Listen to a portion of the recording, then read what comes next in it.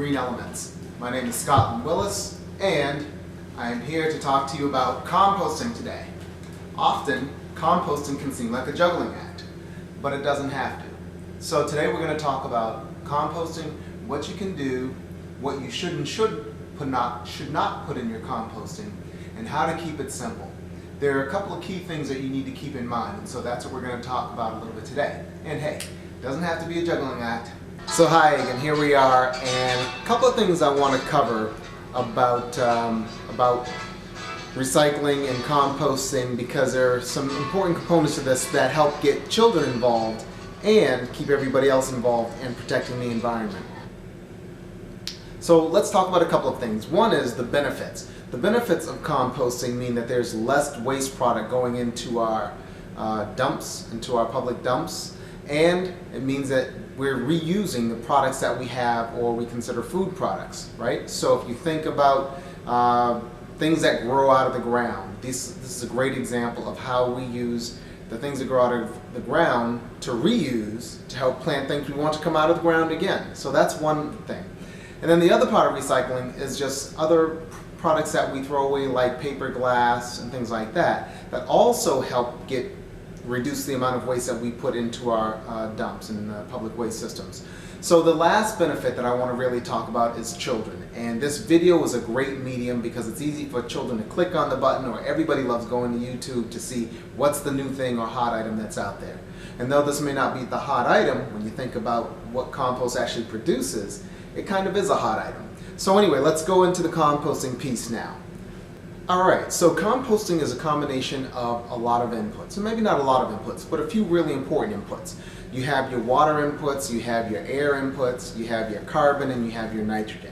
And your carbon can generally be thought of as the brown things, like tree bark, tree clippings, paper waste that you might have. And only a minimal amount of paper waste can go into this, so you want to be conscious about that. And then you also have your nitrogen products, which are things that are generally green or that come from green. So your fruits and vegetables are great nitrogen type products. Leaf clippings that come from, and grass clippings. And those are some important inputs. Now a little bit about the process, and what's important to understand is that it's an aerobic process, and that means that you need air mixture in there. And so you have your air input. You have to turn that soil, and there are two approaches to kind of home composting. And one of the approaches is kind of the gourmet approach. And the gourmet approach is I'm only putting the absolute best nitrogen-rich and carbon-rich things into my compost to help enrich my soil, right? The other approach is just called the casual composting approach. And the casual approach is just kind of a free-for-all, that you're throwing all your food waste products into your composting.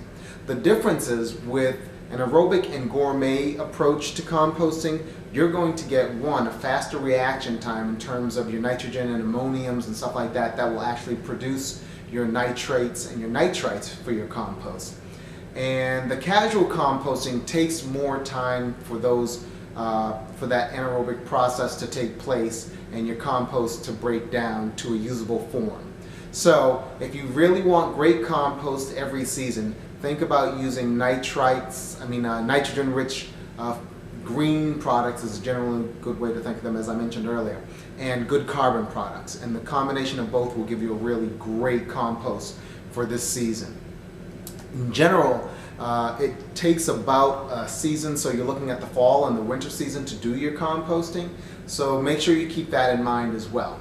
The other thing that I want to talk to you about is a good way to think about the water and the air. And just like humans, right, we need water and we need air to survive.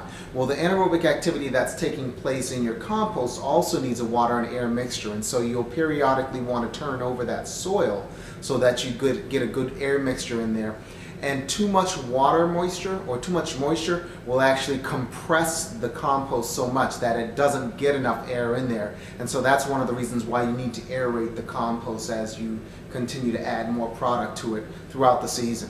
So again, fall, winter, that's a great time to compost. You have lots of waste product. It minimizes the things that you throw in your trash can. And for me, it actually takes 3 to 4 weeks for me to fill up my trash can, because I split my trash up between compost and recycling.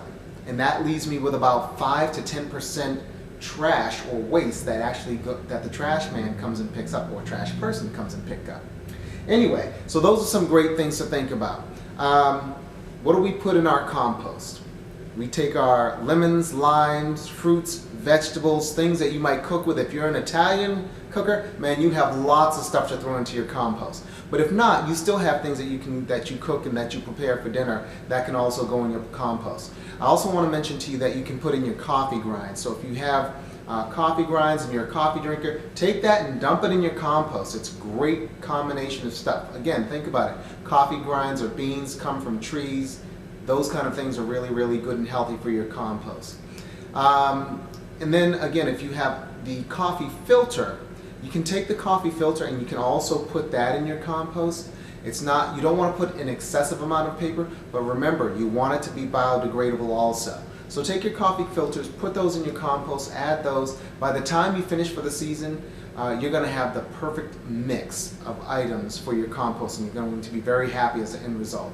So just as a side note, composting has been recorded as a process for gardening probably since 5 or 10,000 BC is when they've actually kind of documented some of that stuff. So it's been around for a long time, and it works, and it's a great way, again, to reduce our waste products going into our public waste or whatever your waste system might be. And it's a great way to conserve energy, because it means we have to use less trucks and less dumping to go to the waste trucks. And also, it's a great way to reuse the products that you already have. And we're going to do another program on reusing what we have, or reusing what's out there, what's also known as peer-to-peer marketing or peer-to-peer consumers, right?